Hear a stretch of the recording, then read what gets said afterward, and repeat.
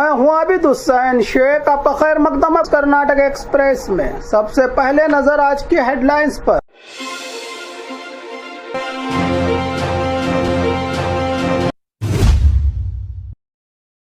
बेलगाम border पर 400 करोड़ की लूट, निकली झूठी खबर। कर्नाटका के कई कोर्टों को बॉम्ब से उड़ाने की धमकी। बेलगाम में बैंक स्टाफ पर आरोप, कन्नड़ा न बोलने पर करवे का हंगामा, मांगी माफी। बेंगलुरु गुलबर्गा ट्रेन में सीट को लेकर मारपीट, बीच सफर में ही यात्रियों का हंगामा। कत्ल करने वालों को भी पता नहीं क्यों कत्ल किया, करावली रक्त कन्नीरू। किताब रिलीज पर भाषणकारों ने बताया कड़वा सच। 15 से ज्यादा परिवारों पर सामाजिक बहिष्कार, 8 साल से जारी विवाद। प्रियंक खरगे का बयान, आरएसएस अगर देवीय है तो बीजेपी उसकी परछाई। डांडेली से अल्लानवर रेल सर्विस दोबारा शुरू, रोज 3 ट्रेन, दर्शकों का सपना हुआ पूरा। कर्नाटक में यात्रियों को एक और बड़ा झटका, आज से केएसआरटीसी बस का लगेज चार्ज हुआ महंगा। खबरें विस्तार से। बेलगाम बॉर्डर पर 400 करोड़ की लूट, निकली झूठी खबर। एसआईटी की रिपोर्ट में बड़ा खुलासा। बेलगाम जिला के खानापुर तालुका के चोरला घाट पर 400 करोड़ रुपयों की लूट का जो दावा किया गया था वो अब झूठा साबित होता नजर आ रहा है। महाराष्ट्र पुलिस की एसआईटी टीम ने 1 महीने की जांच के बाद अपनी प्राथमिक रिपोर्ट में कहा है कि 400 करोड़ की डकैती की कहानी फर्जी और झूठी है और ऐसी कोई घटना हुई ही नहीं। नासिक के संदीप पाटिल ने शिकायत दर्ज करते हुए आरोप लगाया था कि गुजरात से तेलंगाना जा रहे 400 करोड़ रुपयों को गोवा मार्ग से ले जाते वक्त लूट लिया गया। मामला इतना बड़ा था कि महाराष्ट्र के सीएम देवेंद्र फडणवीस ने भी एसआईटी टीम बना दी थी। जांच के दौरान बयानों में फर्क मिला, जगह, समय और सफर का कोई पक्का सबूत नहीं मिला। कोर्ट ने भी सभी 8 आरोपियों को रिहा करने का आदेश दिया है। अब संदीप पाटिल ने बेलगाम जिला एसपी को पत्र लिखकर कर्नाटका पुलिस से नई जांच की मांग की है। फिलहाल 400 करोड़ लूट का पूरा मामला सियासी हंगामे के बाद बोगस केस साबित होता दिख रहा है। कर्नाटका के कई कोर्टों को बॉम्ब से उड़ाने की धमकी, धारवाड़ से मडिकेरी तक कोर्ट की सुनवाई आज रोकी गई। कर्नाटक के कई जिला कोर्ट को आज बॉम्ब से उड़ाने के धमकी भरे ईमेल मिलने के बाद अफरा तफरी मच गई। धारवाड़ हाईकोर्ट, मडिकेरी और दावणगेरे के अदालतों को ऑफिशियल मेल आईडी पर धमकी भरे ईमेल्स भेजे गए। सुबह लगभग 11 बजे मेल मिलते ही तुरंत कोर्ट की सारी सुनवाइयों को रोक दिया गया। जजेस, लॉयर्स, स्टाफ और लिटिगेंट्स को सुरक्षा के लिए बाहर निकाला गया। पुलिस, बॉम्ब डिस्पोजल स्क्वाड और फायर ब्रिगेड ने स्पॉट पर पहुंचकर तेजी से तलाशी और चेकिंग शुरू की। कोर्ट कैंपस को पूरी तरह से स्कैन किया जा रहा है ताकि कोई भी ब्लास्टिंग या सस्पेक्टेड संदिग्ध सामान ना मिले जिससे बड़ा नुकसान हो। याद रहे, इससे पहले भी स्कूल, कॉलेजेस और कोर्ट्स को भी ऐसे ईमेल्स मिले थे जो बाद में फेक और नकली साबित हुए, लेकिन पुलिस किसी भी तरह के रिस्क को नजरअंदाज नहीं कर रही है। फिलहाल जांच जारी है और सिक्योरिटी हाई अलर्ट पर रखी गई है।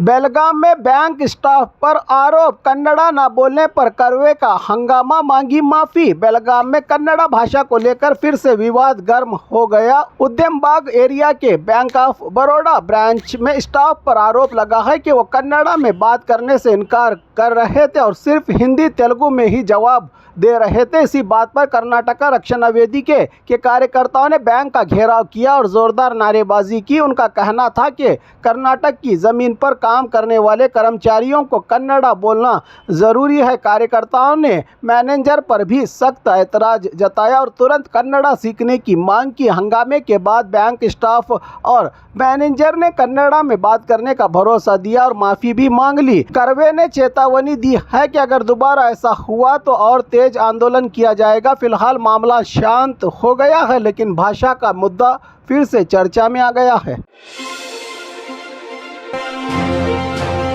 बेंगलुरु गुलबर्गा ट्रेन में सीट को लेकर मारपीट, बीच सफर में ही यात्रियों का हंगामा। बेंगलुरु से गुलबर्गा जा रही ट्रेन में सीट को लेकर जबरदस्त हंगामा बताया जा रहा है, तो वहीं महिला को धक्का लगने से भड़क उठे महिला के रिश्तेदार। सफर के दौरान दो यात्रियों के बीच बैठने की जगह को लेकर बहस शुरू हुई, जो देखते ही देखते हाथापाई तक पहुंच गई। शक्ति योजना का नजारा अब ट्रेन में भी देखने को मिला। वहां मौजूद दूसरे यात्री घबरा गए। कुछ लोगों ने बीच बचाव की कोशिश की, लेकिन दोनों तरफ से धक्का मुक्की और चीखो पुकार होती रही। बताया जा रहा है कि जनरल बोगी में सीट पर जगह न मिलने की वजह से ये विवाद हुआ। इस घटना ने एक बार फिर पब्लिक ट्रांसपोर्ट में डिसिप्लिन और सीट मैनेजमेंट पर सवाल खड़े कर दिए हैं। क्या कोई ऐसे भी सफ़र कर सकता है जिस तरह ये कर रहे हैं लोगों से भरी खचाखच बोगियों में? कत्ल करने वालों को भी पता नहीं क्यों कत्ल किया। करावली रक्त कन्नीरू किताब रिलीज पर भाषणकारों ने बताया कड़वा सच। बेंगलुरु में लेखक इरशाद उप्पिनंगड़ी की किताब करावली रक्त कन्नीरू का रिलीज प्रोग्राम आयोजित हुआ। इस मौके पर वरिष्ठ पत्रकार दिनेश अमीन मठ ने सांप्रदायिकता पर सख्त टिप्पणी की। उन्होंने कहा, कोमुवाद एक कैंसर की तरह है जिसका इलाज मुश्किल है। कत्ल करने वाले को भी पता नहीं होता कि क्यों कत्ल किया। उनके मुताबिक नफरत की सियासत में आम और बेगुनाह लोग ही ज़्यादा निशाना बनते हैं। किताब में दक्षिण कन्नड़ा के 13 हत्या के मामलों का जिक्र है, जहां ज़्यादातर लोगों का किसी संगठन से सीधा लेना देना भी नहीं था। भाषणकारों ने कहा कि एक मुस्लिम लेखक के लिए सांप्रदायिक मुद्दे पर लिखना और भी हिम्मत का काम है, जो इरशाद उप्पिनंगड़ी ने कर दिखाया है। किताब में पुराने दक्षिण कन्नड़ा की तस्वीर भी याद दिलाई गई है, जहां हिंदू, मुस्लिम और क्रिश्चियन मिलकर तरक्की की मिसाल थे। आज वही इलाका खून और आंसुओं की कहानियों से जूझ रहा है। अंत में सभी से अपील की गई कि इस किताब को पढ़ें ताकि करावली के हालात को गहराई से समझा जा सके। इस प्रोग्राम में सरकार के मंत्री प्रियांक खरगे, कई वरिष्ठ पत्रकार और समाज चिंतक रहे मौजूद।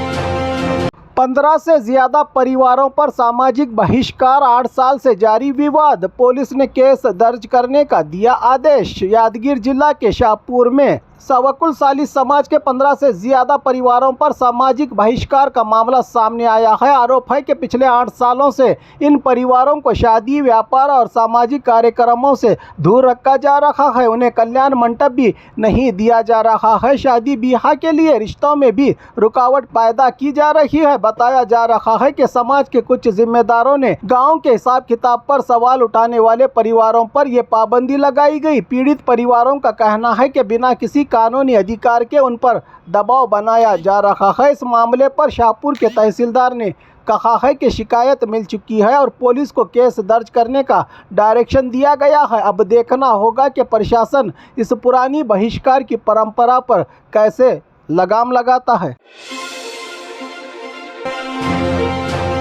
प्रियांक खरगे का बयान, आरएसएस अगर देवीय है तो बीजेपी उसकी परछाई। सियासी बयान से गरमाया माहौल। प्रियांक खरगे ने आरएसएस पर तीखा हमला बोलते हुए उसे देव यानी भूत से तुलना की। उन्होंने कहा कि अगर आरएसएस भूत है तो बीजेपी उसकी परछाई। हम अब परछाई से नहीं, सीधा भूत से लड़ेंगे तो देश को फायदा होगा। ये बयान बेंगलुरु के गांधी भवन में किताब रिलीज प्रोग्राम के दौरान दिया गया। मंच पर लेखक इरशाद उप्पिनंगड़ी की किताब करावली रक्त कन्नीरू का विमोचन हुआ। खरगे ने आरोप लगाया कि आरएसएस के फंडिंग सोर्स पर सवाल उठते रहे हैं। उन्होंने कहा कि आरएसएस को रजिस्ट्रेशन और फंडिंग पर स्पष्टीकरण देना चाहिए। साथ ही ये भी कहा है कि वो आरएसएस के कामकाज का गहराई से अध्ययन कर रहे हैं। इस बयान के बाद सियासी माहौल गर्म हो गया है। अब देखना होगा कि बीजेपी और आरएसएस की तरफ से इस पर क्या प्रतिक्रिया आती है। डांडेली से अल्लानवर रेल सर्विस दोबारा शुरू। रोज 3 ट्रेन दशकों का सपना हुआ पूरा। डांडेली से लोगों का बहुत पुराना सपना आखिर पूरा हो गया। सेंट्रल केंद्र सरकार ने डांडेली से अल्नावर के बीच रेल सेवा दोबारा शुरू कर दी है। रेल चलते ही शहर में खुशी का माहौल देखने को मिला। याद रहे 2019 में उस वक्त के रेलवे मिनिस्टर सुरेश अंगड़ी ने खास दिलचस्पी लेकर यहां रेल सेवा शुरू करवाई थी, लेकिन कोरोना महामारी के बाद सर्विस बंद हो गई थी। अब जनता की मांग पर फिर से रेल कनेक्टिविटी बहाल कर दी गई है। डांडेली से रोज सुबह 6:30 से 8:45 और रात 8:30 से अल्नावर के लिए रवाना होगी। अल्नावर से सुबह 5:30 से 7:40 और रात 7:30 बजे ट्रेन डांडेली के लिए चलेगी। सस्ता टिकट होने की वजह से स्टूडेंट्स, नौकरी पेशा लोग और यात्रियों को बड़ा फायदा होगा। टूरिज्म को भी बूस्ट मिलने की उम्मीद जताई जा रही है। आगे चलकर इस रेल मार्ग को हुबली और धारवाड़ तक बढ़ाने की मांग भी उठ रही है। कुल मिलाकर डांडेली में दोबारा रेल चलने से नागरिकों में नई उम्मीद और ज़बरदस्त खुशी देखने को मिल रही है।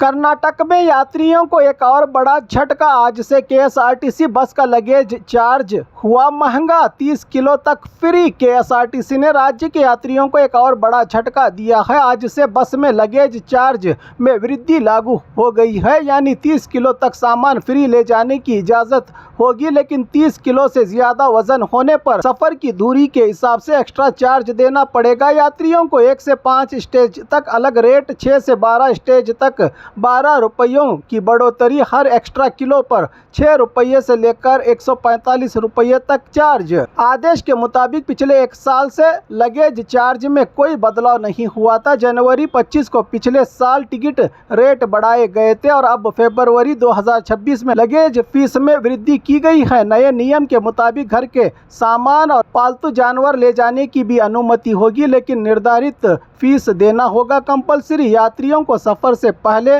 नए रेट चेक करने की सलाह दी गई है।